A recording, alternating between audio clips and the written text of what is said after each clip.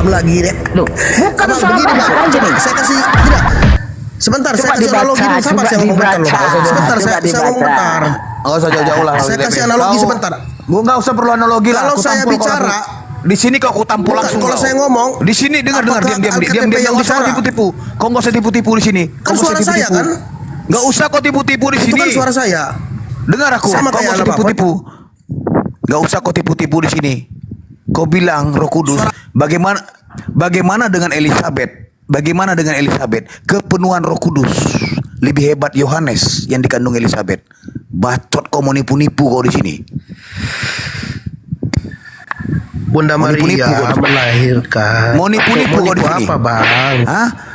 Bahkan Abang yang nggak sebelum paham konteks dengar kau kami. dulu, sebelum Allah Bapa berfirman, berarti itu dengar, Allah gak usah juga. tipu-tipu, gak usah bertipu kau. Sebelum saya Maria, ngomong, itu yang saya sebelum juga, Maria, KTP yang ngomong, sebelum suara Maria, saya. sebelum Maria. Yesus itu adalah perkataan kalimat. Sebelum Itu Gabriel firman, mendatangi Bang. Maria, Gabriel itu mendatangi siapa duluan? Kutanya sama kau. Dia adalah firman. Gabriel mendatangi siapa sebelum Firman mendatangi yang dari Maria? Allah, Bang. Sebelum Sebentar, Gabriel mendatangi biar Anda Maria, paham. Nggak usah ke situ dulu. lompat kau takut kau. Yesus Takut adalah kau. firman. Kan biar kau Takut. tahu bahwa Allah itu adalah firman. Yesus adalah Takut firman kau. yang datang dari Allah. Terus yang ke Sama kayak saya Elizabeth berbicara. siapa? Yang ke Elizabeth siapa? Suara saya kan LKTP. Yang ke Elizabeth siapa? Nggak butuh analogi kau. Yang ke Suara Elizabeth saya. siapa? Nggak butuh Nggak usah analogi kayak kau. lompat ke Elizabeth, Bang. Nggak usah Ngapain lompat kau ke jauh-jauh? Elizabeth. Jangan jauh-jauh. Aku kejar kau. Biar Aku Anda kejar kau paham. tadi. Nggak usah kau pahami aku. Biar Anda Kau paham menipu-nipu bahwa kau di Yesus sini. itu adalah Kau menipu-nipu. firman. Kau Firman Allah menipu-nipu. sendiri, Bang. Kau yang menipu-nipu menjadi aku, manusia. Yang datang Jadi ke abang Elizabeth siapa? salah paham tentang Kristen. Yang datang ke Abang Elizabeth salah siapa? mengerti tentang kami, Bang. Yang datang ke Elizabeth siapa? Terangkan. Yang datang ke Elizabeth siapa? Gabriel. Elizabeth dipenuhi Roh Kudus. Gak usah kau tipu-tipu kau di sini. Mau lompat kau. Orang berargumen kok mau lompat tipu-tipu. ya. Mau lompat kau.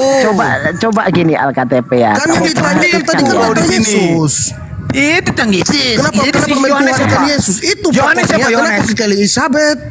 Lah, kau bilang Kenapa tadi ke Roh Kudus? Elizabeth? Kan ini yang ditanyakan Kau bilang kan tadi. Roh Kudus. Kenapa Kau kalian bilang tadi menuhankan apa? Yesus? Firman dan Roh Kudus. Maksud dari Roh tema Kudus. tadi kan kenapa kalian menuhankan Yesus? Sebelum Gabriel mendatangi Sedangkan Yesus Maria, berkata, jangan sebelum menuhankan, kau bilang gitu, kan? Gabriel mendatangi Maria, Gabriel datang dulu ke Elizabeth. Kepenuhan Roh Kudus itu Elizabeth. Gak usah kau tipu-tipu kau. Bacot kau di sini kau. Saya makanya jangan dipotong kalau saya ngomong, Bang, biar saya jelaskan. Untuk apa kau Yesus itu tipu-tipu di adalah sini? firman. Gak usah kau Bukan tipu-tipu di tipu, sini. Yesus itu adalah firman. Suaranya dia adalah suaranya.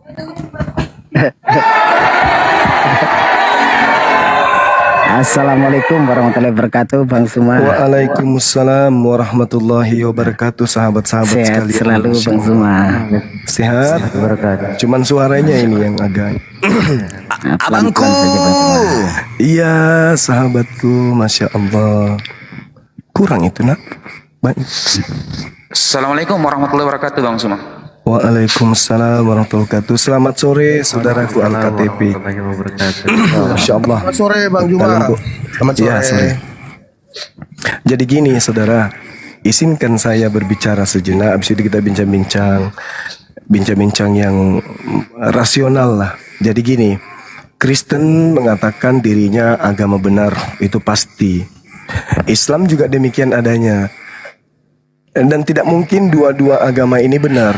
Itu mustahil. Pasti ada satu di antaranya yang tidak benar kan gitu. Waalaikumsalam warahmatullahi wabarakatuh. Oh iya, cocok nih Pak Ina. Di mute dulu, Bang Felix. Host, di mute dulu, host. Ya, kemudian gini saudara. Kalau rujukan Al-Quran yang kita pakai, Al-Quran mengatakan ulaika hum syarrul bariyah. Seburuk-buruknya makhluk, bahkan lebih buruk dari iblis, yaitu orang kafir. Itu dulu.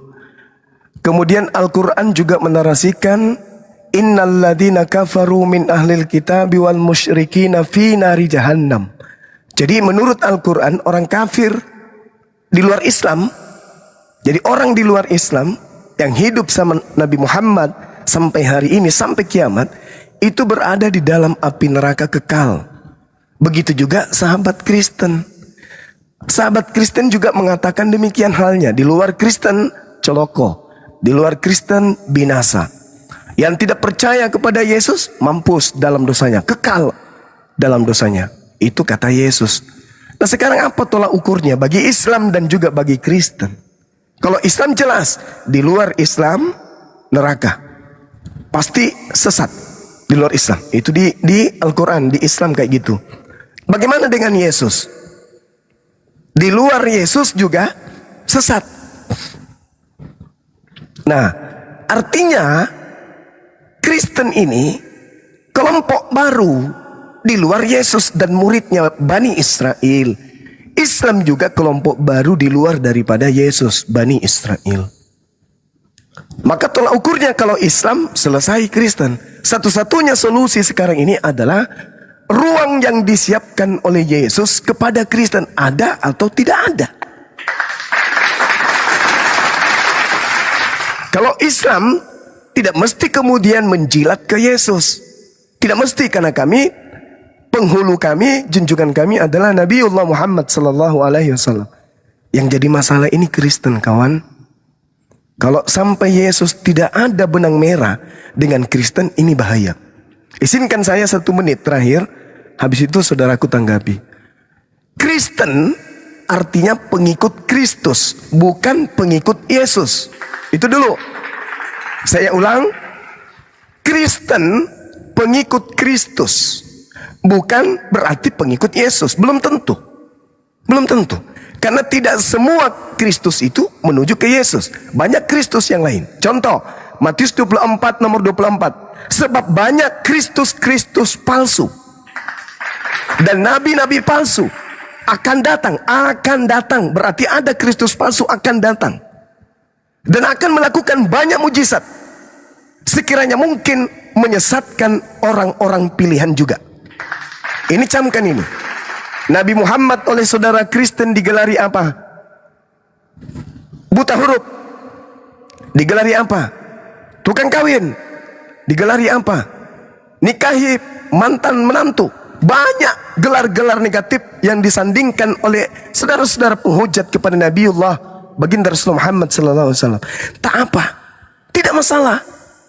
Tidak masalah. Tapi sekarang Yesus berkata apa? Waspadalah kepada penyesat yang datang setelahku, datang kepadamu dengan memakai nama Yesus dan berkata, akulah Kristus. Saya ulang. Waspadalah kepada penyesat yang datang dengan memakai namaku dan berkata, akulah Kristus. Dia akan menyesatkan banyak orang. Adakah Nabi Muhammad digelari Kristus? Adakah Nabi Muhammad digelari Mesias? Adakah pengikutnya, adakah oknum yang diikuti oleh orang Islam bergelar Mesias? Adakah oknum junjungan Nabi Rasul yang diikuti oleh Islam bergelar Kristus? Tak ada.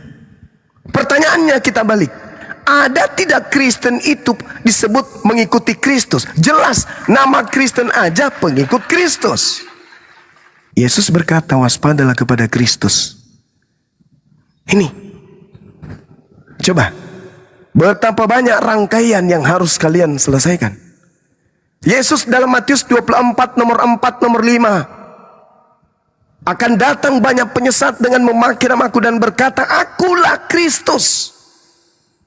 Dia akan menyesatkan banyak orang. Saudara, tolong kalau ini bukan Kristen yang menjadi pengikut yang banyak disesatkan itu, lalu pengikut Kristus palsu ini yang mana? Kalau ada, silakan tunjukkan. Kalau tidak ada, maka tergenapilah ucapan Yesus kepada murid-muridnya Bani Israel. Yesus berbicara kepada muridnya Bani Israel. Orang yang tidak makan babi, orang yang tidak menyembah dirinya, orang yang bersunat, orang yang memelihara sabat, orang yang menyembah hanya kepada Hasem. Tak ada dogma dan doktrin di sana. Yesus berkata kepada mereka, waspadalah kepada penyesat yang datang kepadamu, yang datang kepada Bani Israel dengan memakai nama Kristus dan berkata, akulah Kristus. Apa kata Yesus? Dia sang Mesias Kristus palsu itu akan menyesatkan banyak orang. Sekarang ada nggak pengikut di atas muka bumi ini selain Kristen yang terindikasi pengikut Kristus? Kalau ada, maka mari kita uji Kristus yang mana yang penyesat. Apakah Kristusnya Yesus atau Kristus yang lain? Kalau Kristus yang lain, mana Kristus itu? Tapi kalau Kristusnya Kristen, jelas yang datang kepada Paulus yang bukan manusia. Nah, saya kira itu saudara Al-KTP sandaran kita nggak usah bergelut kemudian untuk menang kalah, nggak perlu. Kita berbicara mengenai hal kebenaran saja. Islam atau Kristen yang terindikasi pengikut Kristus. Ingat kata Yesus, waspadalah kepada Kristus. Dia tidak mengatakan waspadalah kepada ummi, waspadalah kepada si buta huruf, waspadalah kepada si tukang kawin, waspadalah kepada ini bla bla bla, nggak ada. Dia mengatakan waspadalah kepada Kristus. Sekarang tentu Anda akan mengatakan, oh bukan yang kami ikuti Bang Suma, tapi Kristus lain. Oke, silakan Anda tunjukkan kepada saya Kristus lain yang pengikutnya banyak. Karena Yesus mengatakan akan menyesatkan banyak orang. Tolong tunjukkan mana banyak orang yang disesatkan oleh Kristus kalau itu bukan Kristen. Silakan.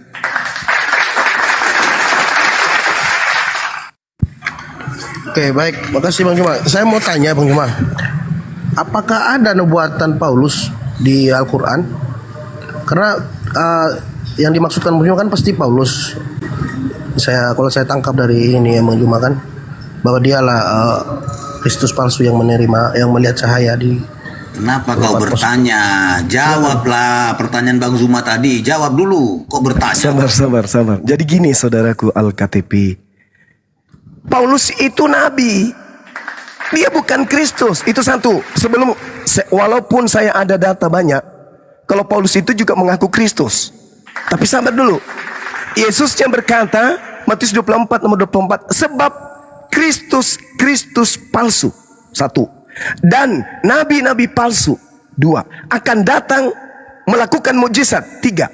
Dan akan menyesatkan orang-orang pilihan juga. Empat. Itu. Indikasinya jelas kan? Jadi bukan berpola kepada Paulus, tapi berpola kepada makhluk yang datang kepada Paulus. Penyesat datang mengaku Kristus. Siapa itu? Coba Anda baca Galatia 1 Bang.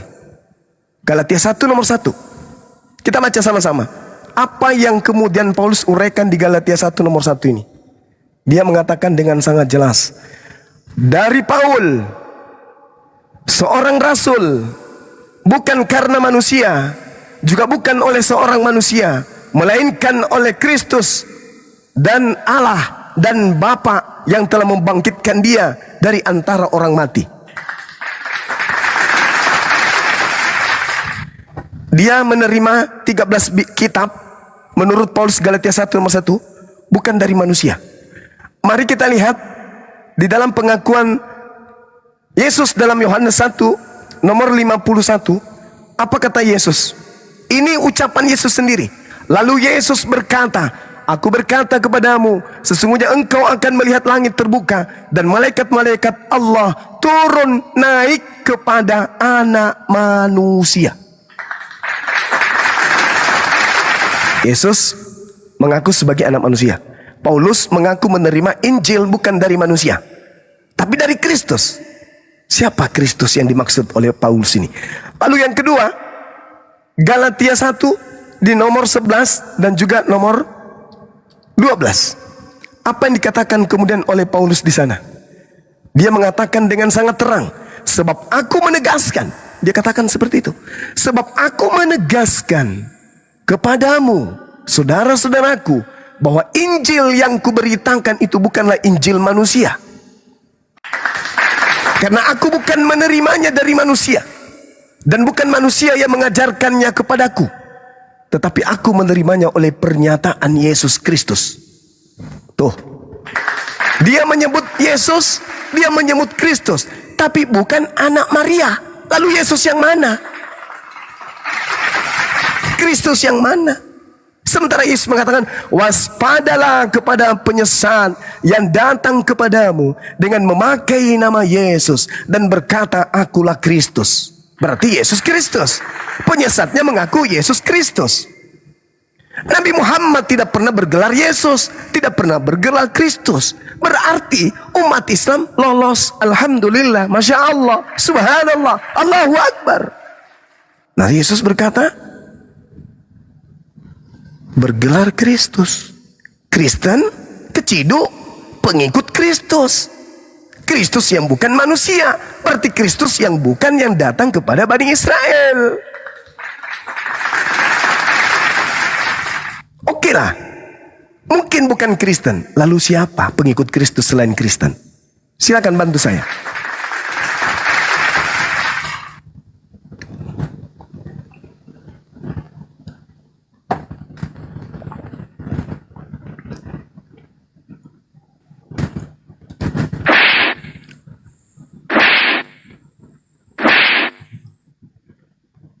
Macet. Ayo kawan, mumpung ada kesempatan. Ya, makasih, Bang. Silakan.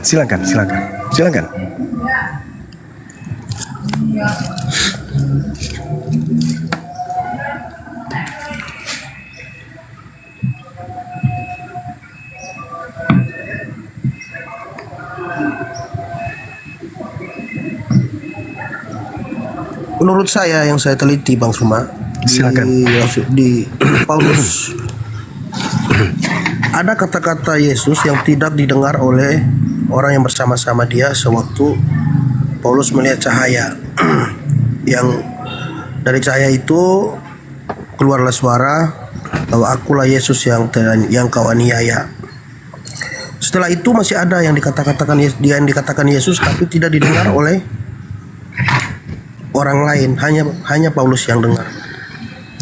Dan kata-kata itulah yang kami imani sebagai Paulus diperintahkan untuk memberitakan firman Tuhan tentang Yesus ke seluruh dunia itu.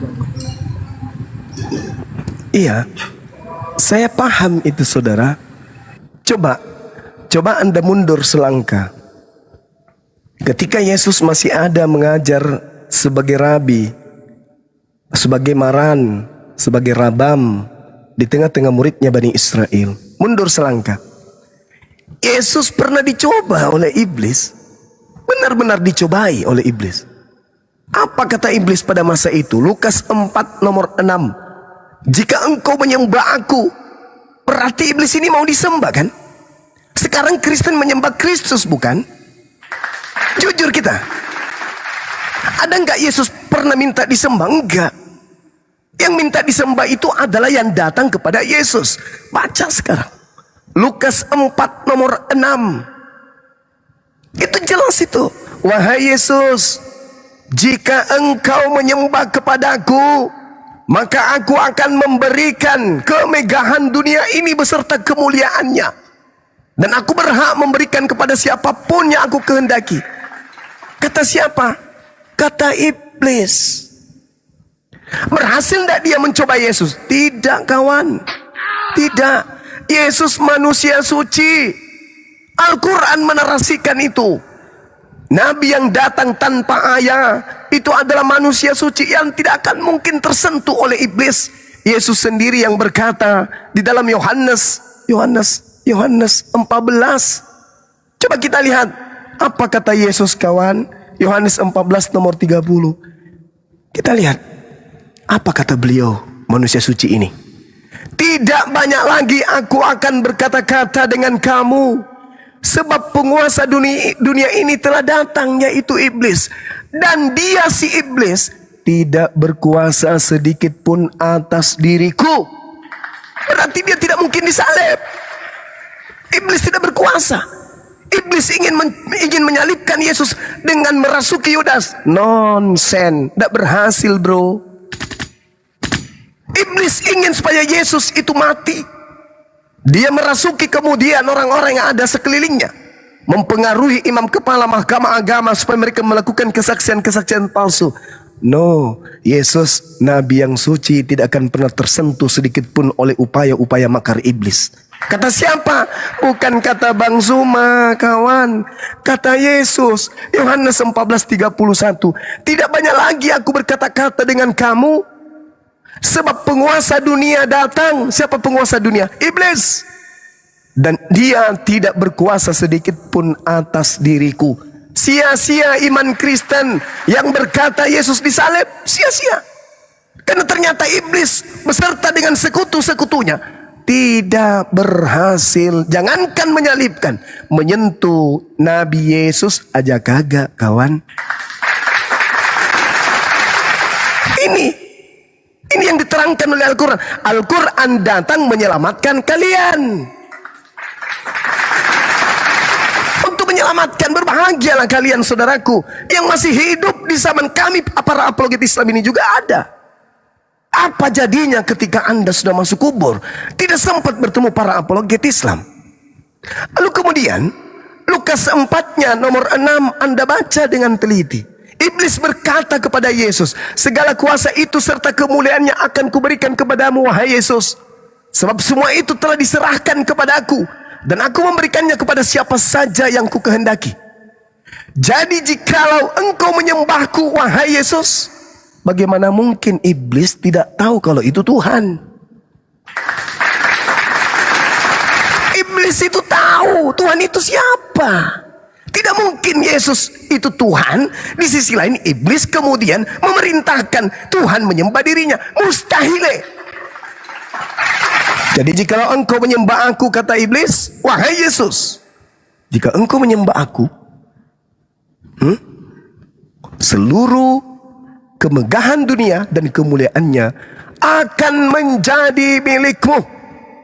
Iblis loh. Endingnya di mana? Baca nomor 13-nya. Sesudah iblis mengakhiri pencobaan itu, iblis mundur dari Yesus dan menunggu waktu yang tepat. Coba. Menunggu waktu yang tepat. Kapan waktu tepat itu? Pada saat huru hara penyaliban. Ternyata yang disalib dan yang keluar dari kubur itu bukan lagi Yesus. Makanya yang keluar dari kubur itu mengatakan apa?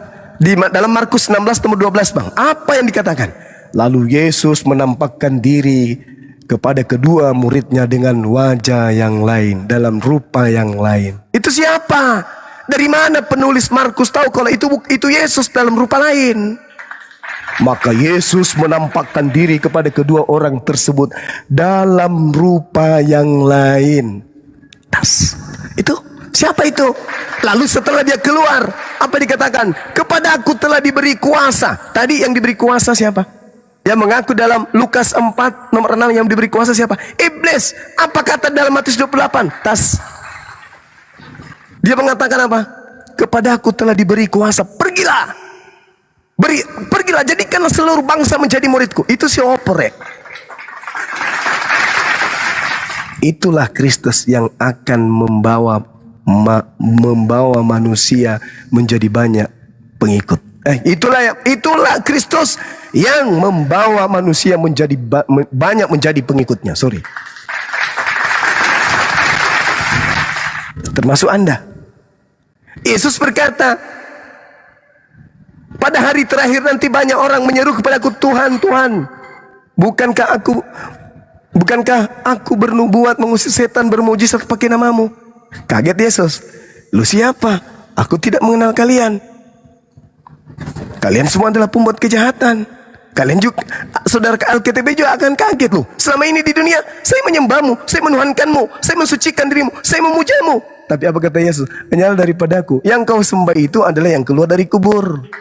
Sedangkan kedatanganku yang kedua nanti di akhir zaman. Tapi kamu percaya kepada kedatanganku yang gak ada ke Paulus, yang ada ke Ananias, yang ada ke murid-muridnya, yang ada di Pulau Patmos. Itu bukan saya, Cak Ayu. Karena aku sudah mengatakan, aku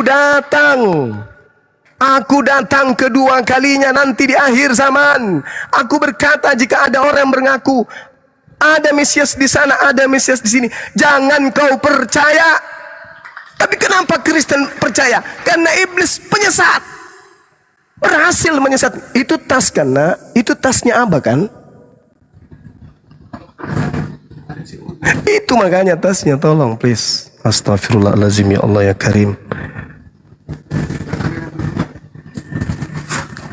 Nggak usah kamu buka, biar saya. Oke, lanjut, silakan dulu diambil alih, teman-teman. Ada tamu ini. Terima Silakan. kasih Bang Juma. Iya, silakan. Ya, terima kasih.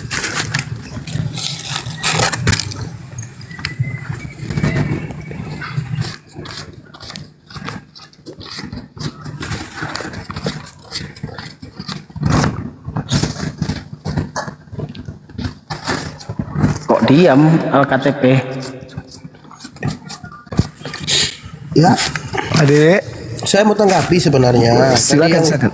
Bang Juma bilang pas bangkit dari kubur itu kan di Matius 28 ayat 5 sampai 6. 2,5 kan? Iya, silakan Bang, silakan. Udah selesai saya. Ya, lanjut, Ya. lanjut. Mengapa waktu Yesus bangkit itu di Matius 28 ayat 5 malaikat menampakkan diri dan berkata, akan tetapi malaikat itu berkata kepada perempuan-perempuan itu, janganlah kamu takut, sebab aku tahu kamu mencari Yesus yang disalib itu. Ia telah ada di sini sebab ia telah bangkit. Ia tidak ada di sini sebab ia telah bangkit.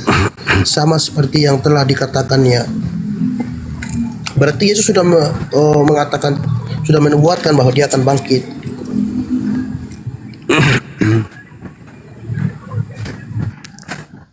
Oke. Coba Anda lihat kemudian di Matius 12. Ketika ada orang-orang Yahudi, orang Farisi datang bertanya, Guru, bolehkah kami minta satu tanda? Yesus mengatakan, angkatan jahat ini minta satu tanda, dan tidak akan diberikan satu tanda apapun selain tanda Yunus. Sebab Yunus 3 hari 3 malam dalam perut ikan lalu keluar. Begitu juga anak manusia 3 hari 3 malam dalam perut bumi lalu keluar. Itu tanda untuk keluar di hari ketiga di perut bumi. Itu tanda untuk siapa? Angkatan jahat. Ada tidak orang Yahudi hari ini menyembah Yesus yang keluar dari kubur? Ada? Sekte apa dari Yahudi yang menyembah Tuhan yang keluar dari kubur? Ada enggak? Ada enggak murid-murid 11 murid punya keturunan menyembah kepada makhluk yang keluar dari kubur? Itu lawak bagi Yahudi. Lawak-lawakan bagi Yahudi. Memalukan. Orang Yahudi yang punya rumah, orang Yahudi yang tahu perkara, orang Yahudi yang tahu di TKP, orang Yahudi yang menyaksikan, merasakan, mencobai, melihat dan merasakan, ikut pada masa itu. Mana keturunan Yakobus? Mana keturunan kemudian Yudas? Mana keturunan Nikodemus? Mana keturunan Maria Magdalena? Mana keturunan Petrus? Mana keturunan Andreas? Mana mereka? Kenapa tidak menjadi Kristen? Kenapa? Karena mereka bukan angkatan jahat, kawan. Angkatan jahat Anda baca dalam Matius 23 nomor 15. Pelan-pelan. Pelan-pelan Anda baca itu angkatan jahat tuh. Celakalah engkau wahai ahli Taurat. Celakalah engkau wahai orang Farisi. Celakalah engkau wahai orang munafik. Engkau menjelajahi daratan, menyeberangi lautan, mentobatkan orang di luar Yerusalem menjadi pengikutmu. Dan setelah menjadi pengikutmu, kau jadikan apa? Kau jadikan dia menjadi orang neraka dan 2 kali lebih jahat daripada engkau sendiri. Itu siapa itu? Siapa orang yang Yahudi, orang Farisi, orang munafik yang keluar menyeberangi lautan menjelajahi daratan? Seangkatan dengan Yesus, mentobatkan orang di luar Yahudi menjadi pengikutnya, lalu menjadikan dia orang neraka dan 2 kali lebih jahat daripada Paulus itu sendiri. Daripada dia sendiri. Siapa oknum itu? Siapa orang Farisi yang membuat sekte baru di luar Yahudi? Mentobatkan orang Roma Yunani menjadi pengikutnya. Itu siapa? Coba Anda resapi baik-baik di dalam Kisah Para Rasul 24 nomor 5. Paulus ini adalah penyakit sampar yang telah menyesatkan seluruh orang Yahudi di dunia yang beradab, dan dia adalah tokoh dari agama Nasorios, Kristen. Terjawab bukan? Lalu siapa yang kemudian mengatakan itu? Yesus kan? Coba Anda lihat Matius 23. Ucapan Yesus enggak itu yang berkata, celakalah engkau, celakalah engkau, celakalah engkau. Engkau mentobatkan orang menjadi pengikutmu, kau jadikan orang neraka 2 kali lebih jahat daripada engkau. Itu kata siapa? Kata Yesus. Berarti ada orang Farisi, ada orang Farisi, ada ahli Taurat yang bertobat, pura-pura bertobat, menjadi rasul, kemudian menjadi pemimpin. Bagaimana mungkin dia mau mentobatkan orang-orang di Antioquia kalau dia tidak berpura-pura untuk bertobat, untuk menyesatkan orang banyak? Kenapa demikian? Dia nabi, dia utusan. Pergilah, aku akan mengatakan kepadamu apa yang harus kau katakan kepada mereka. Akhirnya dituntun dia sama si Kristus membuat 13 buku. Ini fakta, Bung. Makanya Al-Quran itu datang. Laqad kafara alladzina qalu. Ini Al-Quran datang untuk meluruskan kemudian. Celakalah orang yang mengatakan kemudian bahwa Allah itu adalah 3. Mereka dihukum dengan ucapan mereka bahwa Isa telah dibunuh, telah disalibkan. Mereka dihukum. Apa hukumannya? Ya ini sekarang yang Anda alami. Bingung antara kebenaran akal atau kebenaran iman. Bingung. Berada di tengah. Mau meninggalkan sekutu cinta, mau masuk Islam, sulit. Uang 1 kali sebulan aja, 1 kali seminggu aja berat. Ini 5 kali, belum lagi nonot mau dipotong, berat. Iblis cuma mengatakan apa? Hei, kau jangan masuk Islam, keluar. Kau pergi ke Edis. Edis itu penghuni surga. Itu buktinya. Begitu dia menghujat, dia lari ke luar negeri supaya masuk ke surga. Itu buktinya. Ikuti itu Edis. Itu pahlawan kita. Begitu dia menghujat, lari ke luar negeri. Itu untuk mendamaikan Nusantara ini, menghujat dari luar negeri. Jadi saudara, saya hanya mengatakan kepada saudara bahwa di atas bumi ini, selepas Yesus terangkat ke langit, satu-satunya makhluk, satu-satunya kelompok manusia yang memuliakan beliau hanya Islam. Yahudi enggak, Kristen apalagi. Kristen mana ada memuliakan Yesus? Nggak ada sama sekali. Nggak ada. Oh, dituhankan. Itu penghinaan bagi Yesus. Nah sekarang polanya saya kembalikan. Kata Yesus, waspadalah kepada penyesat yang datang kepadamu dengan memakai nama Yesus dan berkata akulah Kristus. Datang tidak indikasi ini kepada Paulus? Datang kawan. Datang. Anda di Islam pernah merasakan mencicipi Islam meskipun Anda masih ragu. Ya nggak apa-apa, nggak masalah. La ikraha fiddin, tak ada paksaan dalam Islam. Jangankan ente yang dari lahir sudah Kristen, orang Islam sendiri ada kok yang murtad.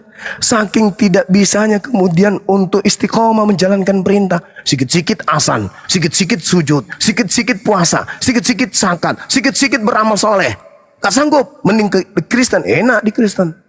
Apa yang susah di Kristen? Tidak ada yang haram, tidak ada yang wajib, tidak ada. Sudah gitu dijamin masuk surga. Tapi yang jamin siapa? Kristus. Oh ya, yes, Kristus yang mana? Nah, ini Kristus yang mana ini yang harus diselesaikan. Karena ternyata penyesatan yang akan menyesatkan banyak orang gelarnya Kristus. Naifnya Kristen itu adalah singkatan dari pengikut Kristus. Alamak, celaka kita ini. Untung ada Islam datang untuk kemudian memberikan butiran-butiran cahaya dari ilahi, bahwa keselamatan itu hanya bisa dipangku dan dirangkul dengan akal dan kitab wahyu. Maksud saya wahyu itu adalah kitab suci Al-Quran. Ya kan, ini Kristen sekarang juga menggunakan kitab wahyu, padahal bukan wahyu itu.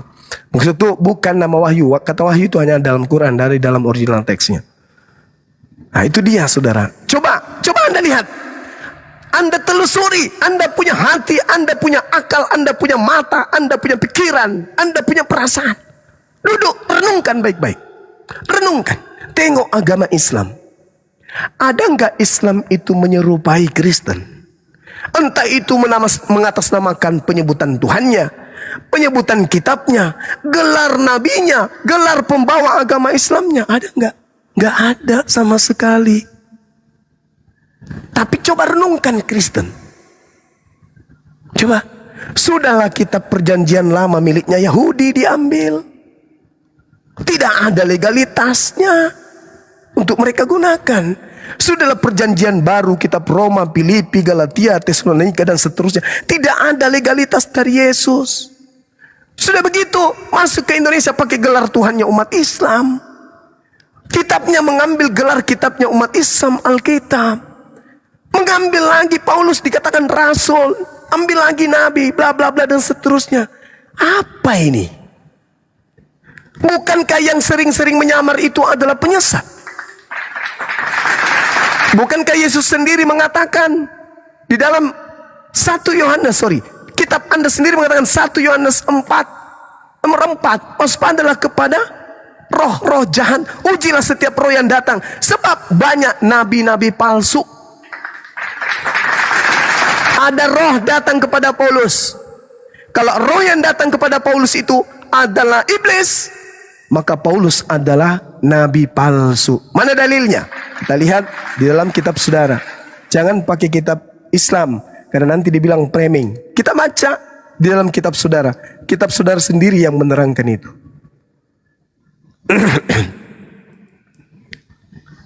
Ya. Apa yang dikatakan di dalam kitab Yohanes 1 nomor 1? Kitab Yohanes 4? 1 Yohanes 4 maksud saya. Apa yang dikatakan di sana di kitab saudara? Jelas bahwasanya apa yang diterangkan harus waspada kepada nabi-nabi palsu yang datang. Kata siapa? Kata kitab saudara. Apa dikatakan kemudian di sana? Dan setiap roh yang tidak mengaku Yesus tidak berasal dari Allah, roh itu adalah antikristus. Kejadian 6 nomor 3, apa kata Allah? Rohku tidak selama-lamanya berdiam dalam diri manusia. Berarti rohnya Yesus dan rohnya Bang Suma adalah sama-sama roh Allah. Lalu kemudian dikatakan, waspadalah, ujilah saudara-saudaraku yang kekasih, janganlah percaya akan setiap roh, tetapi ujilah roh-roh itu, apakah mereka berasal dari Allah? Sebab banyak nabi-nabi palsu yang telah muncul dan pergi ke seluruh dunia. Saya ulang. Saudara-saudaraku yang kekasih, janganlah percaya akan setiap roh, tetapi ujilah roh-roh itu. Sekarang pertanyaan saya, adakah saudara pernah menguji roh yang datang kepada Paulus? Akulah Yesus yang kau aniaya. Pernah uji roh itu? Atau Anda hanya percaya saja? Karena roh palsu akan datang kepada nabi palsu. Kalau roh yang datang adalah roh palsu, bukan dari Allah, tapi dari iblis, maka yang didatangi itu menjadi apa? Menjadi nabi palsu. Sejak kapan Yesus muncul dengan hanya suara saja dan dengan hanya cahaya? Bahkan Yesus mengatakan dalam Lukas 10 nomor 18, Aku Yesus berkata, aku melihat iblis datang, jatuh, turun dari langit berupa cahaya. Yang datang kepada Paulus berupa apa? Berupa cahaya. Sedangkan malaikat berkata dalam kisah para rasul 1 nomor 11, apa kata iblis? Apa kata malaikat? Yesus yang kalian lihat terangkat ke langit akan datang kedua kalinya ke bumi ini, sama seperti engkau melihat dia ke langit. Coba.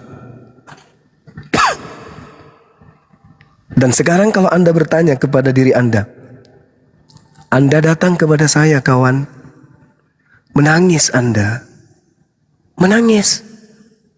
Bang Suma, terima kasih Bang Suma.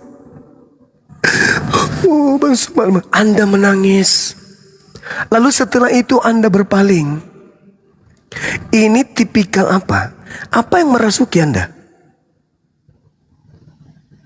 Kira-kira makhluk apa yang ada dalam diri Anda yang kuat memegang? Saya tidak salahkan saudara, tapi yang saya salahkan adalah ular yang ada di dalam diri saudara. Ular tua, ular naga yang bertanduk 7 bermata 7 mungkin. Itu yang memegang Anda sampai dia tidak mau ikhlas melepaskan Anda. Dan Al-Quran saya mengatakan, barang siapa beriman lalu kemudian kafir, lalu kemudian beriman, Allah akan menambahkan kemudian semakin menjadi-jadi kekafirannya. An-Nisa ayat 137. A'udzubillahi minasyaitonirrajim. Innal ladzina amanu summa kafaru summa amanu summa kafaru summa zdadu kufra lam yakunillah liyaghfira lahum wa la liyahdiyahum sabila. Sesungguhnya orang-orang yang beriman, syahadat, lalu kafir, ketemu Edis, kemudian beriman lagi, ragu dia, ini Edis ini jualan obat. Kalau dia adalah pengikut Yesus sejati, ngapain dia lari ke luar negeri? Harusnya dia berani di sini. Nyawa dipertaruhkan kemudian. Karena Yesus berkata, jika engkau tidak membenci ibumu, tidak membenci ayahmu, tidak membenci saudara-saudaramu, tidak membenci hartamu, bahkan tidak membenci nyawamu sendiri, kamu tidak akan bisa menjadi pengikutku. Itu kata Yesus. Loh, ini benci nyawanya, dia sayang nyawanya, makanya lari ke luar negeri pakai daster. Karena dia sayang nyawanya, dia tidak benci. Tidak sama seperti kami umat Islam. Ketika ada yang mengatakan Allah Subhanahu wa taala dengan olok-olokan, maka apa yang terjadi? Allahu Akbar, takbir, jihad. Kami tidak sayang nyawa. Itu baru cinta sejati. Ini katanya Yesus, kamu tidak akan bisa menjadi pengikutku jika engkau tidak membenci ayahmu, membenci ibumu, membenci anak-anakmu, membenci hartamu, bahkan membenci nyawamu sekalipun. Kamu tidak bisa menjadi pengikutku. Lari ke luar negeri. Sayang dia punya nyawa. Jangankan nyawanya, tubuhnya pun sayang sekali dia. Padahal untuk menjadi pengikut Yesus harus berkorban jiwa dan raga. Kalau dia orang benar, tinggal di Indonesia, katakan A yang A, katakan B yang B. Di mana Bang Suma menantang dia offline berdebat. Mari kumpul bersama dengan Bang Suma. Kita sewa gedung, kami yang bayarkan. Kita diskusi offline. Bawa datamu. Matikan HP, matikan komputer, jangan ada internet. Duduk. Saya pun demikian. Tidak ada HP, tidak internet. Mari bahas Islam. Ayo. Berani, ada ilmu. Al-Quran mengatakan demikian. Innal ladzina amanu summa kafaru summa amanu summa kafaru summa zdadu kufra lam yakunillah liyaghfira lahum wa la yahdiyahum sabila. Al-Quran saya mengatakan begitu. Keadaan yang Anda alami akan terjadi. Al-Quran 1400 tahun silam sudah menyatakan itu. Apa kata Quran? Sesungguhnya orang-orang yang beriman lalu murtad kembali, kemudian beriman lagi, kemudian kafir lagi, lalu Tuhan Allah Subhanahu wa taala turun tangan dengan keadaan itu. Dia turun tangan, Allah turun tangan. Lalu bertambah kekafirannya kemudian. Ketika sudah didatangkan pemahaman, penjelasan, uraian baik Al-Quran maupun Bible, tetapi dia sengaja mempertambah kekafirannya kata Allah. Maka apa kata Allah? Allah tidak akan mengampuni mereka dan tidak pula menunjukkan kepada mereka jalan yang lurus. Masalahnya, kami tidak bisa memaksa saudara. La ikraha fiddin wa qulil haqqu min rabbikum, kata Allah. Kebenaran itu sudah aku tumpahkan semuanya. Yang mau beriman tafadhal silakan. Yang tidak mau beriman juga tak apa. Tapi ingat, ada hari pembalasan. Di dalam pengajaran Yesus sendiri pun mengatakan, di dalam Yohanes 2, apa kata Yesus? Yohanes 5 nomor 29, apa kata beliau? Manusia akan dibangkitkan untuk dihakimi berdasarkan perbuatannya masing-masing. Oke, saudara, kembali lagi kepada poin penyesat yang datang setelah Yesus, bukan Nabi Muhammad. Penyesat yang datang setelah Yesus menurut Yesus tidak bergelar ummi, tidak bergelar buta huruf, tidak bergelar sallallahu alaihi wasallam, tetapi bergelar Kristus. Silakan Anda renungkan. Nanti ketemu Edis, tanya sama Edis, Bang, benarkah Bang Suma mengatakan penyesat yang datang setelah Yesus itu bergelar Kristus? Tanya ke dia. Habis itu lihat jawabannya. Kalau dia mengatakan tidak, kasih dalil. Matius 24, nomor 4, nomor 5. Kalau dia mengatakan ya, nah kesempatan saudara Al-KTP uji dia. Nah kita ini Kristen kan pengikut Kristus bang, ya. Sedangkan penyesat itu bernama Kristus bang, ya. Terus kalau Kristen bukan pengikut Kristus yang palsu, lalu mana kelompok besar yang disesatkan oleh Kristus tersebut? Di Islam itu bukan pengikut Kristus, Hindu bukan pengikut Kristus, Buddha bukan pengikut Kristus. Satu-satunya indikasi kuat cuman kita. Bagaimana ini saudara Edis? Anda sibuk ngulik-ngulik kata-kata dalam Al-Quran, tapi ternyata Anda tidak bisa baca Quran.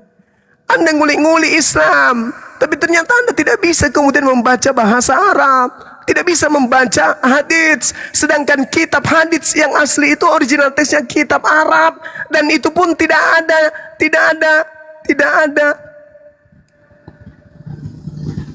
tanda baca,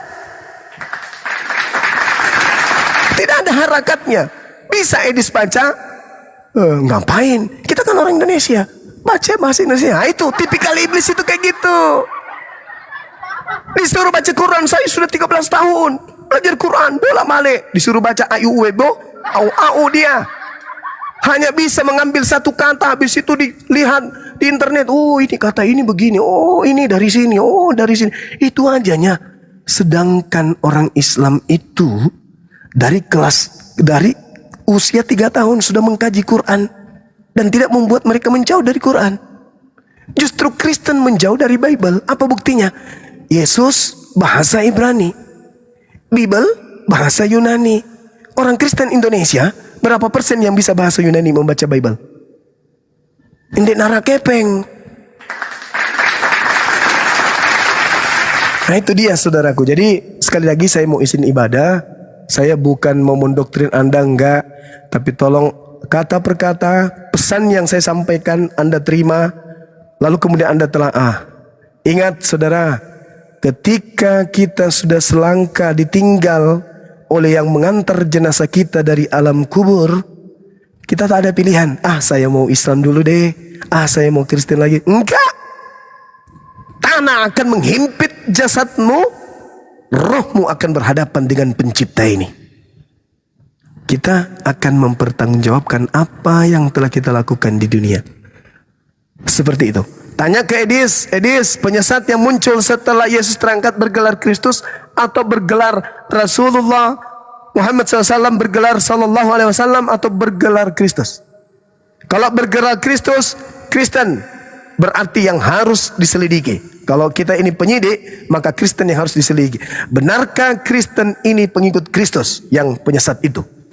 Kalau Islam sudah jelas tidak, karena Islam bukan pengikut Kristus. Saya kira begitu saudaraku. Terima kasih banyak guru-guru saya di sini. Mohon maaf saya kepanjangan. Itulah saya meskipun dalam suara serak, karena semangat ini kemudian giro ini untuk menyelamatkan saudara kita, wujud kasih sayang kita kepada mereka. Karena ingat, kepongahan, kesombongan, keangkuhan, ego, gengsi, sombong. Saya Kristen ngapain jadi Islam? Tidak akan bisa menolong setelah detik-detik kematian itu datang. Enggak. Tidak ada perlawanan. Ketika ruh sudah berpisah dengan jasad, tak ada lagi, saya kan enggak ada. Sama sekali. Bergerak pun tak bisa. Mulut tak bisa bicara. Yang berbicara adalah badan kita yang menjadi saksi. Tak ada lagi kesombongan. Hari ini kita bisa menolak kebenaran. Ini kan makan babi, itu kan Tuhan ciptakan. Yes, silakan. Ini kan sunat, itu kan cuma untuk orang Yahudi. Ya silakan. Yang kami sembah itu kan Tuhan datang dalam rupa manusia. Kenapa dia mati? Itu kan pada sisi. Silakan dengan kesombongan Anda. Silakan dengan keangkuhan saudara. Selama Anda masih bisa. Tapi ingat, ketika ajal sudah menjemput, itu sama sekali tidak bisa menolong. Yang menolong hanyalah kebenaran akal dan wahyu dalam kitab suci. Tak ada yang lain. Makanya Yesus memberikan kemudian resep. Hidup kekal itu adalah mereka mengenal Engkau satu-satunya dan mengenal Yesus sebagai utusan. Yohanes 17:3. Kenapa kalian susah menerima itu? Karena ada si penyesat yang mutar-mutar di ginjal, di otak, di kepala, di hidung, di kuping, di mata, di tangan, di kemaluan. Mutar-mutar terus. Enak ternyata di Kristen ini. Enak seenak-enak. Itu yang mutar. Sehingga kebenaran pun lumpuh. Tak bisa masuk ke dalam. Hati Anda gelap. Tidak ada cahaya menerangi jiwa dan pemikiran Anda. Kenapa? Karena iblis sudah bertengger di sana. Bersarang di sana. Memberikan makanan-makanan yang haram. Sujud menyembah kepada yang bukan Tuhan. Semuanya dinikmati minuman-minuman haram. Semuanya. Semuanya. Maka jasad Anda terpenjara dengan iblis. Yang ada di dalam tubuh hanya jin, kafir, hanya setan. Makanya Al-Quran mengatakan, wa ikhwanuhum yamudunahum fil gayyi thumma la yukasirun. Saudara-saudara yang setan, yaitu orang-orang kafir dan orang fasik, menolong setan di dalam menyesatkan manusia, membantu setan di dalam durhaka kepada Tuhan. Dan mereka dua kelompok ini yang kerjasama, yaitu jin kafir iblis dan juga manusia yang kafir, bekerja sama untuk menyesatkan dan mendurhakai Tuhan. Ketika ada orang menyembah kepada manusia, dia sudah durhaka kepada Tuhan. Karena Tuhan bukan manusia, bukan dari manusia, tapi mereka menyembah kepada manusia, anak manusia, maka itu jelas dia telah berdosa dan durhaka kepada Tuhan pencipta langit dan bumi. Itu pasti. Tidak bisa diragukan lagi. Enyahlah daripadaku, kalian semua adalah pembuat kejahatan. Aku tidak mengenal kalian. Kalau saya jadi Kristen, saya akan lari langkah 1000, lari sekencang-kencangnya menghindari agama tersebut. Karena masuk agama itu indikasinya akan diusir oleh Yesus. Bukankah kami telah bernubuat mengusir setan bermujizat? Pakai namamu. Pada waktu itulah aku Yesus akan berterus terang kepada mereka, enyahlah daripadaku, kalian semua adalah pembuat kejahatan, aku tidak mengenal kalian. Bodoh kali aku mau di situ. Aku lari sekencang-kencangnya. Kalau perlu aku ateis. Ngapain aku beragama, ujungnya saya diusir. Saya kira begitu saudara, mohon izin, silakan Anda tanggapi. Waktu Anda mungkin 30 menit, Anda boleh menjelaskan apa saja, curhat apa saja, uraikan apa saja. Dan teman-teman muslim, saya mohon izinkan beliau untuk menyampaikan unek-uneknya. Jangan ditekan, jangan dipijak, jangan dihujat, jangan dibuli. Biarkan beliau menyampaikan apa yang ada dalam renung pikirannya setelah mendengarkan penjelasan saya. Yang pasti, saya tidak kemudian berat sebelah. Saya juga mengambil data dari Al-Quranul Karim. Innal ladina kafaru min ahlil kitabi wal musyrikina fi nari jahannam. Ulaika hum syarrul bariyah. Itu kitab suci saya mengatakan. Di luar Islam, neraka. Itu kitab suci saya mengatakan. Yesus pun mengatakan hal yang sama. Waspadalah kepada penyesat yang datang kepadamu dan memakai namaku dan berkata akulah Kristus. Kristen di mana posisinya? Islam di mana posisinya? Alhamdulillah, silakan Anda renungkan dan pikirkan. Jangan Anda gadai iman Anda kepada Edis yang adalah manusia pengecut. Yesusnya mengatakan, kalau kau tidak benci nyawamu, kau tidak bisa jadi pengikutku. Dia sayang kali nyawanya. Oleh karena itu enggak patut dijadikan sebagai contoh. Demikian dari saya sementara kawan-kawan. Subhanakallahumma bihamdi, asyhadu an la ilaha illa anta astaghfiruka wa atubu ilaik. Salam tauhid, salam satu Tuhan. Jayalah Islam kita, jayalah Indonesia kita. Assalamualaikum warahmatullahi wabarakatuh. Izin ibadah sejenak. Waalaikumsalam warahmatullahi wabarakatuh. Masya Allah. Allahu Akbar. Masya Allah. Subhanallah. Terima kasih. Yurillah ya. Ya, silakan Bang Al-Khatib. Baik. Mau menanggapi, silakan.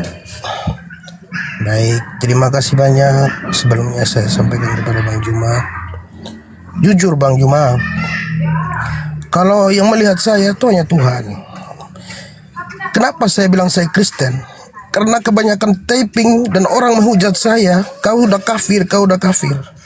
Sedangkan demi Tuhan ya, kalau saya bohong, saya nggak pernah ke gereja. Nggak pernah. Saya nggak selamat hari ini 7 keturunan saya kalau saya berbohong.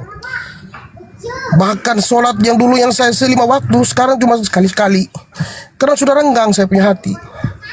Maghrib saya sholat, gak ada yang tahu. Walaupun saya dibilang kafir, saya tetap. Tapi yang saya cari itu diskusi adalah kebenaran, bukan pembenaran diri saya. Kenapa saya masuk komal muslim? Karena saya cari kebenaran. Jadi saya bilang yang lihat saya itu hanya Tuhan yang Maha Esa. Karena yang saya cari itu kebenaran Bang. Makanya saya bilang kenapa nggak ada yang kayak Bang Juma gitu. Kenapa nggak ada umat muslim yang begitu? Jarang saya ketemu. Jarang, itulah. Tadi saya lihat Bang Juma, saya naik tadi itu. Karena sampai saat ini saya nggak ke gereja. Saya masih di tengah betul. Yang Bang Juma bilang saya di tengah, saya bingung. Di lain pihak begini, di satu pihak begini. Saya belum ketemu gitu. Saya masih pelajari kedua-duanya. Bahkan saya beli Al-Quran yang ada terjemahannya. Saya pelajari. Jadi jujur yang tahu saya siapa hanya Tuhan. Saya kembalikan kepada Tuhan, Sang Pencipta langit dan bumi. Dialah yang menciptakan saya dan kita semua. Dialah yang tahu hati saya seperti apa. Kenapa saya begitu? Karena saya sudah duluan fitnah sama orang-orang taping saya tuh. Wah, fitnah ular bludak, anjing, binatang, halal darahnya KTP. Siapa yang nggak sakit tanpa mereka tahu apakah saya sholat apa tidak? Gitu loh Bang. KTP. Jadi saya ya sudah panjang ya. Oke, makasih Bang. Jangan dipotong Gini, bang Bang, tadi Bang. Jangan dipotong tadi Bang Juma, biarin dia ngomong Bang. Jangan dipotong, silakan. Jangan dipotong dulu. 30 menit nggak apa-apa, Jadi, silakan. itu aja Bang yang saya sampaikan. Hanya Tuhan yang tahu apa isi hati saya dan apa pribadi saya. Tapi jujur, demi Tuhan, demi Allah, demi siapapun dia yang menciptakan saya tidak pernah ke gereja setelah saya mualaf itu. Bahkan dulu Bang, saya sholat itu paling rajin saya Bang. Karena setelah saya dituduh begini, saya cuma sekali aja sholat. Ini tadi maghrib pun saya tidak sholat Bang. Kalau dulu saya dengar itu Allahu Akbar, saya pergi bahkan 11 kilo dari rumah saya hanya untuk supaya orang tidak mengenal saya, bahwa saya itu, karena di kampung saya itu ada satu tempat namanya Weta tuh, masjid itu jauh dia, jadi nggak ada yang kenal saya ke situ pakai mobil. Itu waktu itu saya live, ada siapa Rasid dengan itu siapa tuh melihat saya tuh, saya pakai. Tapi susah saya jelaskan kepada umat muslim yang lain karena nggak ada yang mengerti. Hanya Bang Juma saya udah bilang, kenapa saya cari-cari Bang? Kenapa? Karena saya ingin kasih tahu. Karena saya rasa ada orang yang benar-benar punya cahaya, punya karisma yang mengerti gitu loh. Saya nak ke gereja benar. Kalau saya ke gereja saya mati benar saya mati Tuhan. Saya mati 7 keturunan saya nggak selamat. Kalau saya pergi gereja minta ampun seperti yang disarankan pastor atau pendeta, saya nggak selamat. Karena saya belum menemukan kebenaran itu, saya belum menemukan. Saya di persimpangan, betul di persimpangan. Jadi setelah mualaf itu Bang, saya menyesal kenapa dulu saya sholat rajin. Kalau saya dengar mau sholat itu saya gelisah, saya mau pergi. Aduh, saya kemana? Sekarang enggak lagi Bang. Mulai hilang itu. Kenapa? Saya bilang kenapa ya saya berubah ya? Padahal dulu tuh sama ada kawan satu yang sering di dekat rumahnya ada masjid. Dia lihat saya. Di mana kampungnya Bang? Oh di Rute. Kenapa jauh sekali? Dia bilang. Ya biasa lah Bang. Enak di sini. Oh mereka rangkul saya baik-baik Bang. Umat muslim di kami di Flores mah baik. Kalau Anda kenal, aduh, gak ada kata kotor dari mulut mereka Bang. Bahkan di warung Surabaya tuh kalau saya pergi tuh Bang, dikasih kopi makan gratis Bang. Saya bayar, gak usah, udah Bang, gak usah. Begitu baiknya umat muslim di sini Bang, walaupun mereka minoritas Bang.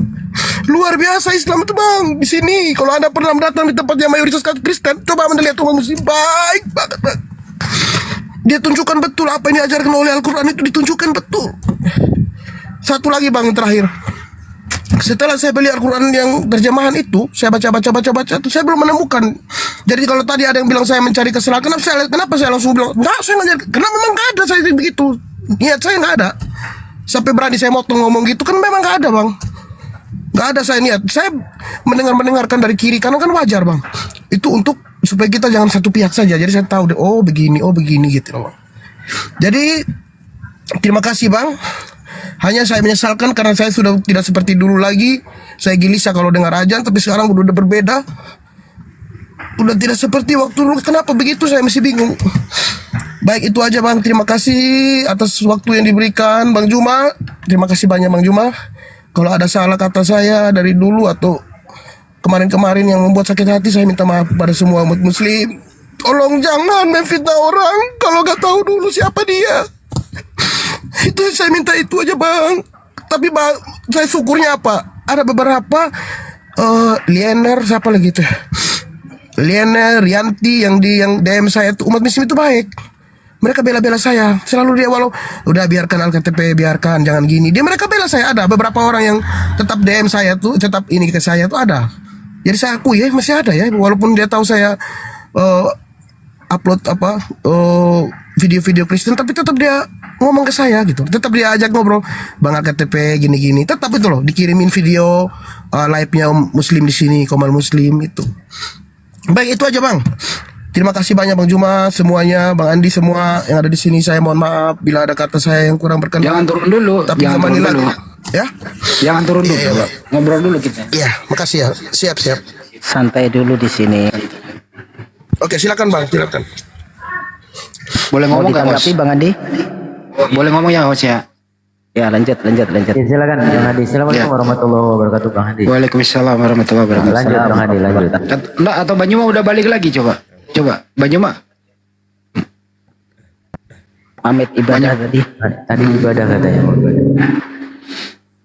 Jadi kalau Bro AlKTP ini, saya juga waktu itu kan ada sebelum syahadat kan kita sering ngobrol dengan keluhan saya itu sudah sangat tertarik dengan Islam. Di hati saya sudah Islam. Cuma karena faktor abang saja, termasuk mendengarkan ajan juga gitu ya.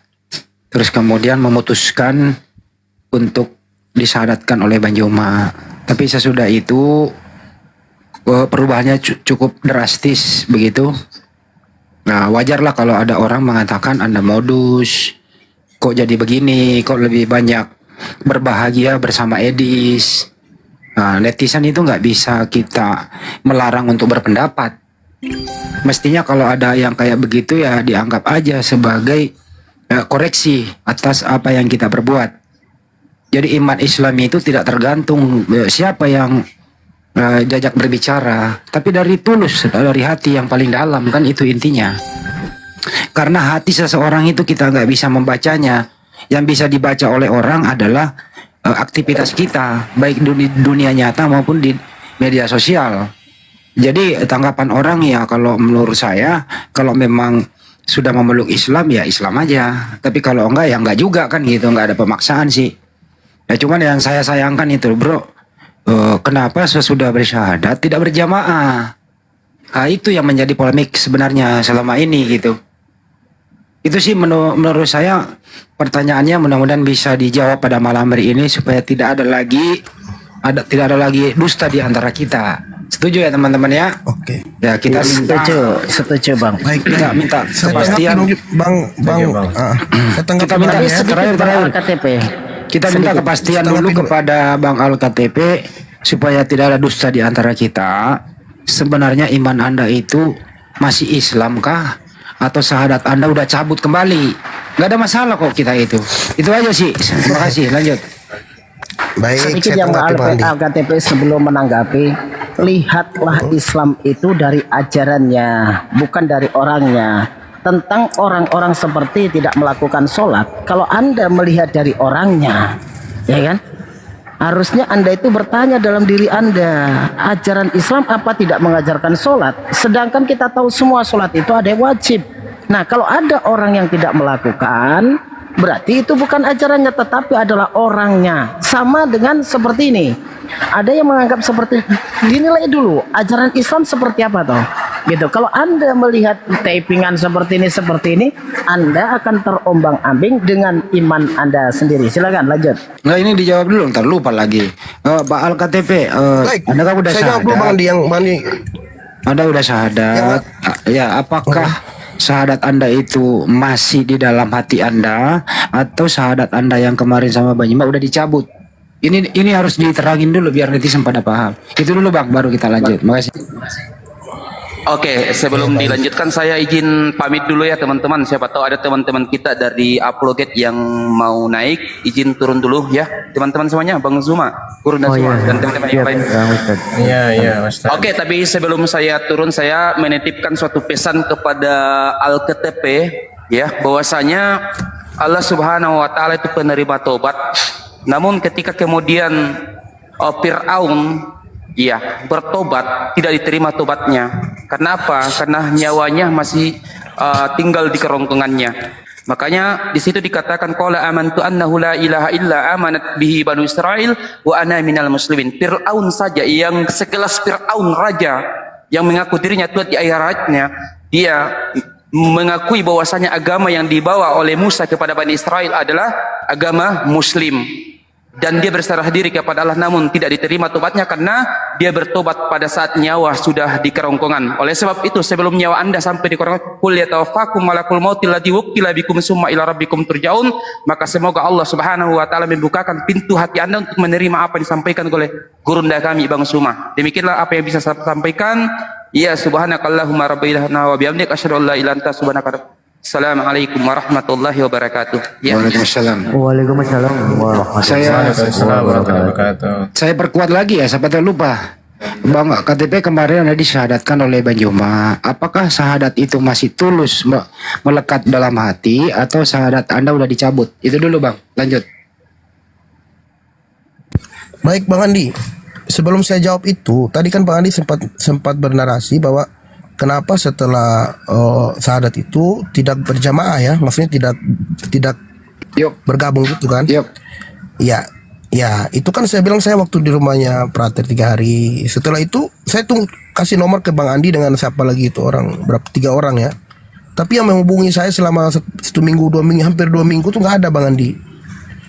Saya hubungi Maaf ya, Anda, Bang Andi ya. Enggak, saya hubungi Anda tapi di blok loh. Jadi saya nggak jadi hubungi lagi loh, saya di blok. Ya itu Sama setelah berapa minggu baru saya bro. Ya, oke, lanjut. Tapi sebelum itu saya pernah nelpon ke siapa nama Ceria tuh untuk menanyakan tentang sunat dulu. Ya udah itu sudah. Tadi ya Bang Andi nanya apakah saya sudah cabut apa belum. Kalau cabut dan belum itu saya nggak melakukan apa-apa Bang Andi. Maksudnya tidak ada yang saya.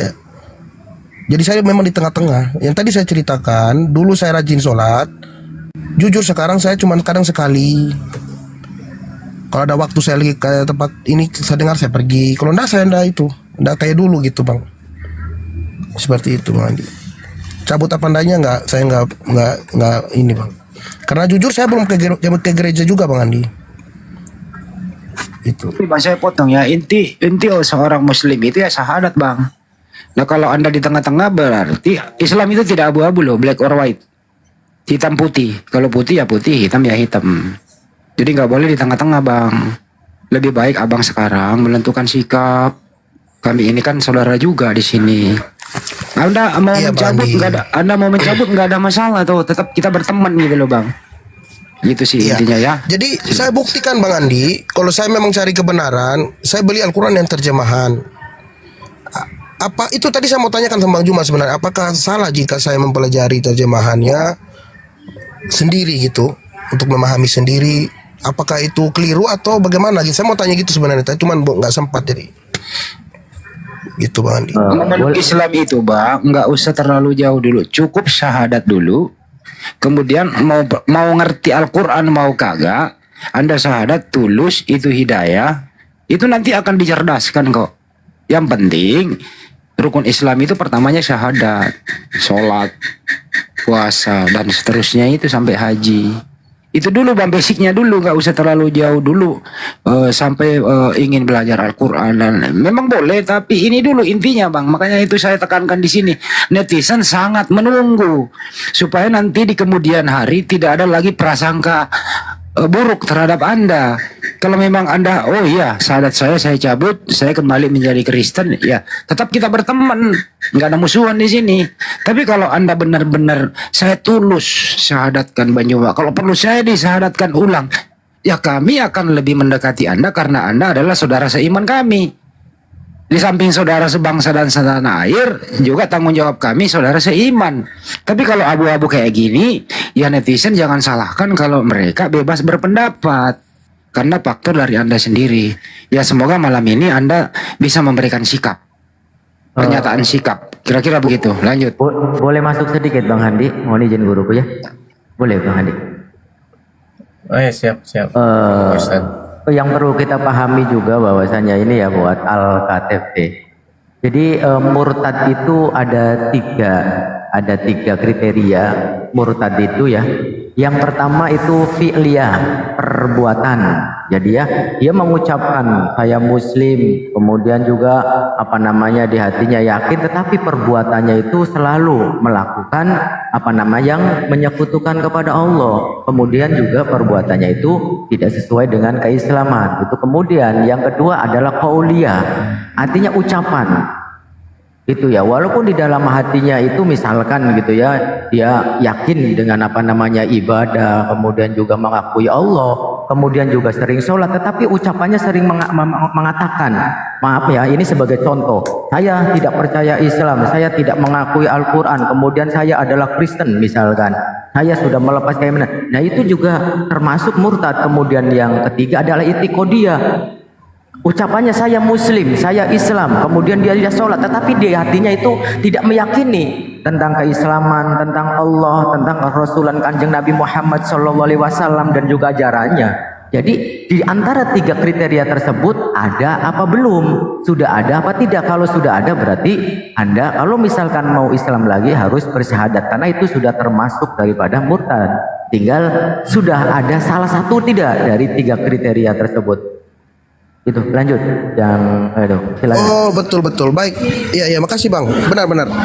Kalau yang Abang sampaikan tadi itu betul, karena ada salah satu, yaitu yang kedua tadi yang Abang sampaikan, bahwa saya bilang saya sudah Kristen kan.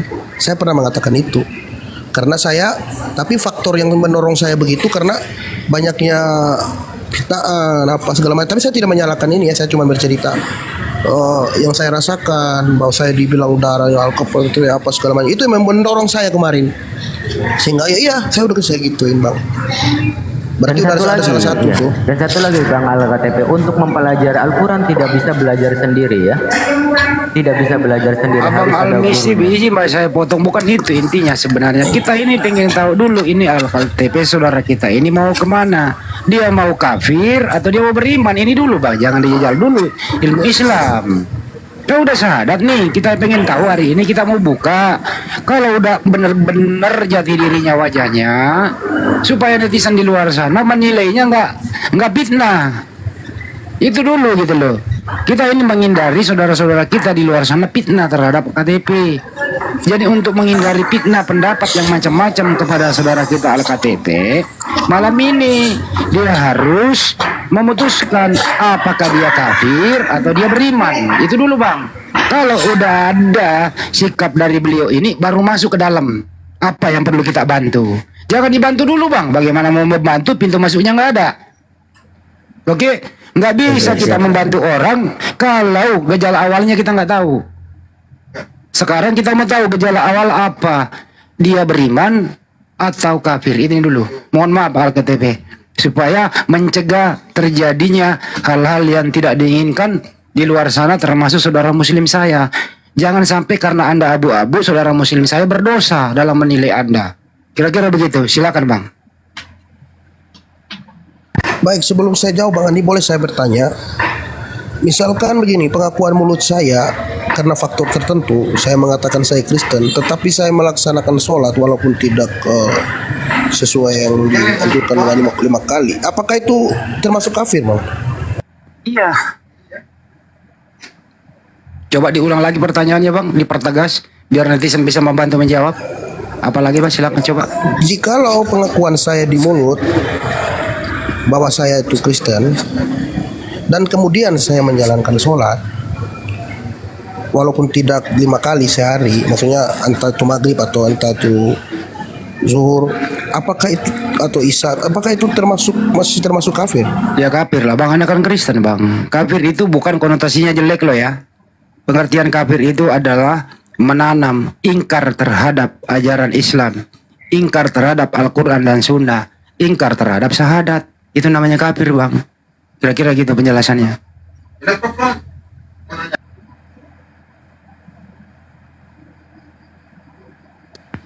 Itu arti kafir Bang. Saya masih bingung Bang Andi.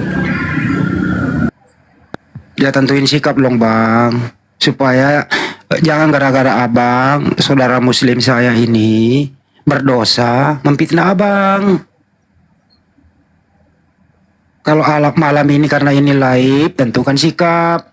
Abang kalau tetap menjadi Kristen, jadilah Kristen yang baik supaya teman yang lain sudah punya keputusan, tidak ada lagi fitnah di antara kita dan tidak ada lagi dusta di antara kita. Itu intinya, abangku. Setuju ya teman-teman di sini ya? Bang Andi. Setuju Bang Andi. Setuju. Setuju bang. Ya, setuju Bang Andi.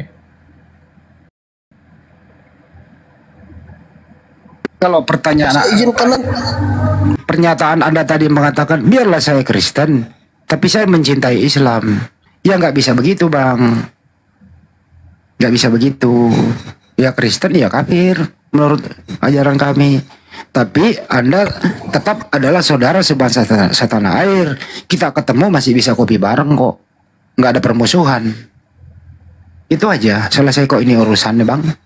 Tentukan sikap aja, nggak ada masalah. Atau kalau Anda ambil jalan tengahnya boleh. Kasih saya waktu 1 kali 24 jam untuk berpikir, yang nggak ada masalah. Saya itu, mau Bang, mencabut. yang saya mau sampaikan, Bang Andi. Saya mau mencabut. Karena ini menyangkut gini loh, Bang. Kenapa umat Islam marah ke Abang? Anda datang menangis-nangis, Bang Juma menjadi korban mensyahadatkan Anda. Tahu sendiri Bang Juma adalah panglima kami, adik saya sendiri, dia adalah panutan panglima apologet Islam Indonesia. Tapi sesudah itu Abang bergerilya di tempat lain.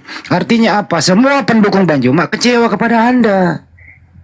Kalau Bang Juma mungkin bisa maklumi, tapi pendukung nggak bisa ditahan, Bang. Mereka bebas. Nah untuk itulah supaya tidak ada kemeluk, tidak ada polemik, tidak ada fitnah. Kasihan pendukung ini menyalahkan kedua belah pihak. Bang Juma kok terlalu mudah di-framing, terlalu mudah menerima, dimodus-moduskan kan gitu. Nah untuk itu, Abang, kalau memang Abang ini nggak mau mengambil sikap, bisa nggak Abang berjanji 1 kali 24 jam, insya Allah saya akan menentukan sikap. Saya di Kristen atau saya syahadat ulang. Setuju ya teman-teman? Bagaimana? Ini ambil jalan tengahnya nih. Setuju Bang Andi, benar. Ya, Karena selama ini memang setuju. Karena selama ini kan itu tanda tanya kita itu kan Bang Andi kan, Setuju. Bang Al KTP itu. Silakan Bang Al KTP. Baik, makasih banyak Bang Andi. Ya, jujur Bang Andi mengerti ya. Memang saya belum bisa jawab sekarang Bang Andi. Saya minta waktu aja. Karena selama ini sampai tengah malam bahkan sampai subuh saya itu mendalami kedua agama. Buktinya pernah saya itu sampai subuh di ruang kolam Komal Inspirasi dengan Bang Inspirasi Kehidupan. Pernah saya buktikan bahwa saya sampai subuh. Jadi saya masih minta waktu untuk menjawab ya Bang. Karena sampai saat ini saya masih mencari kebenaran itu. Tujuan saya masuk di Komal itu bukan untuk ini, tapi untuk mencari kebenaran itu aja tuh. Saya minta waktu aja. Terima kasih untuk semuanya, Bang Andi. Boleh pertegas Anda sebenarnya ini tujuan ke Edis itu apa sih? Sering ngobrol sama Edis, tujuannya apa? Mencari ilmu kah atau ingin berkongsi sama Edis atau satu aliran atau satu tujuan bahwa Edis kan termasuk penista ya?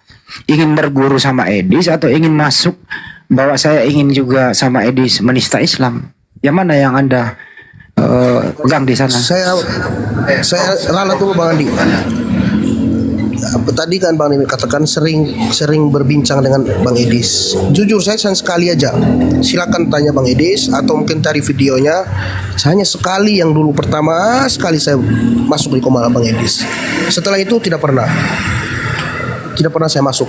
Tapi saya mau Kalau minta nyimak pernah, lewat nyimak pernah. Waktu dia sama Ustadz siapa? Berdebat sama Ustadz Wafi kalau nggak salah. Itu saya nyimak, saya ikutin. Tapi kalau saya masuk berdebat ngobrol dengan Bang Edis 1 kali, 2 kali, sorry maaf 2 kali Bang. Pertama yang di mobil waktu saya lagi ini di luar. Ketiga saya di kamar. Yang kedua di kamar. Waktu dia bilang dia mengundang saya untuk berbicara, ya 2 kali Bang Andi, maaf, mohon maaf 2 kali aja. Setelah itu nggak pernah lagi. apa sih menurut Anda Edis itu? Menurut Anda apa gitu ya? Punya ilmu? Menurut Anda nih, saya minta pendapat. Anda kan bisa berpendapat dong terhadap orang lain. Menurut Anda Edis seperti apa? Kalau menurut saya nyimak, saya nonton dia itu kalau dia lagi berdebat sama kayak Ustadz Wafi. Sampai selesai saya ikutin bang. Di situ saya cari kebenaran. Karena kan kedua belah pihak. Kalau nggak percaya coba lihat video, ada dia pernah berdebat sama sama Ustadz Wafi itu pernah. Bahkan berkali-kali itu. Itu saya nonton terus. Saya nonton terus bang. Dan tujuan saya nonton itu hanya untuk mendengar dari bang Ustadz Wafi, mendengar Iya, dari pendapat Jadi dan bukan komentar saya- apa? Pendapat Anda Yap. menonton itu, pendapat dan komentar Anda. Kalau pendapat pribadi saya, jujur ya, kelemahan Bang Edis memang satu, dia nggak bisa secara utuh menguasai itu Al-Quran. Karena bagi saya menguasai Al-Quran itu berarti harus mengerti bahasa bacanya ayat Al-Quran gitu, pakai bahasa Arab itu harus memang wajib, itu harus tahu, itu kekurangan dia. Jadi kalau untuk dia bernarasi kan makanya bisa dipatahkan kadang sama Ustadz Wafi karena dia kalah argumen karena memang belum bisa berbahasa Arab itu. Jadi itu kekurangan dia kalau saya lihat.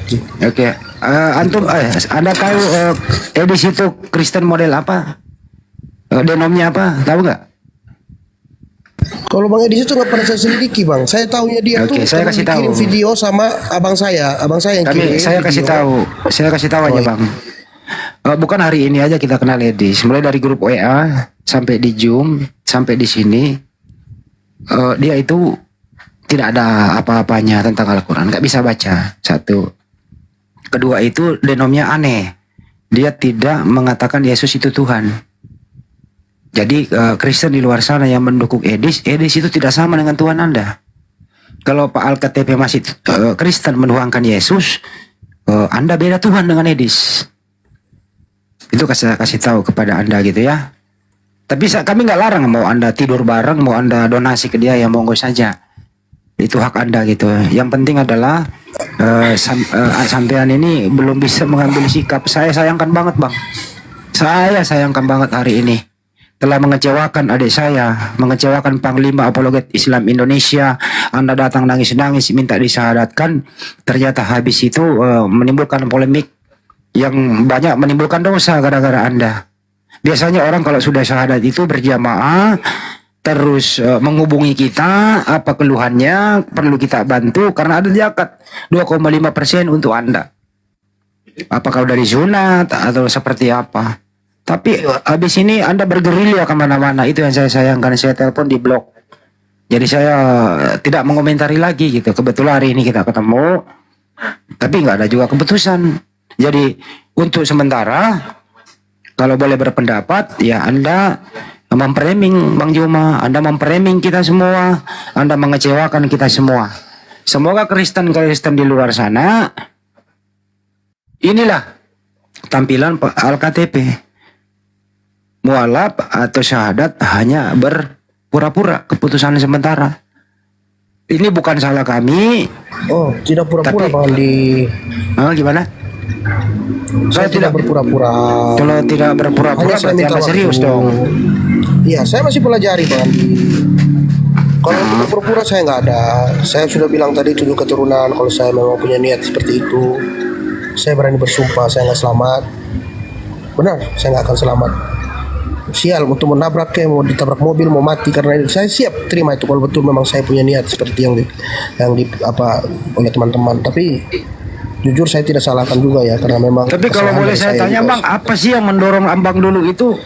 Apa yang mendorong Anda dulu itu datang ke Banjuma untuk minta disyahadatkan? Apakah kemauan sendiri atau memang ada orang yang menyetir Anda silangkan mempermainkan? Ada modus nggak sih atau memang murni dalam hati Bang? Waktu Anda mau syahadat sama Banjuma itu bisa dijelaskan? Oh. Waktu mau syahadat sama Bang Juma, itu saksinya Tuhan yang Maha Kuasa ya. Itu dari hati saya. Karena apa? Satu hal yang kuat, yang bagus dari Bang Juma itu yang bagi kami orang Kristen itu patah di situ. Mau tahu nggak Bang? Yang bikin orang Kristen itu tergoyang iman itu satu aja kata-katanya Bang. Kalau saya kasih tahu rahasianya ya, Bang Juma mengatakan bahwa hanya umat Muslim yang memuliakan Yesus dan Maria, Siti Maryam. Itu sangat kuat kata-kata itu Bang. Karena kami sangat memuliakan Yesus Jadi begitu Bang Juma mengatakan kami saja umat muslim ini yang memuliakan Yesus. Kami tidak memalukan dia, tidak membuat dia malu. Kami sangat memuliakan Nabi Isa yaitu Yesus dengan Bunda Maria. Itu yang membuat saya tuh mualaf Bang Andi. Terima kasih. Ya udah, saya kembalikan ke host. Di-cut di bawah. Lanjut host. Ya, saya nggak bisa lagi apa-apa. Saya masih ada pertanyaan sih sebenarnya untuk supaya clear and clear, tapi mungkin terlalu banyak suaraku sehingga mengganggu netizen di bawah. Silakan host. Makasih. Lanjut. Nggak apa-apa, lanjut aja Bang Andi. Lanjut Bang Andi.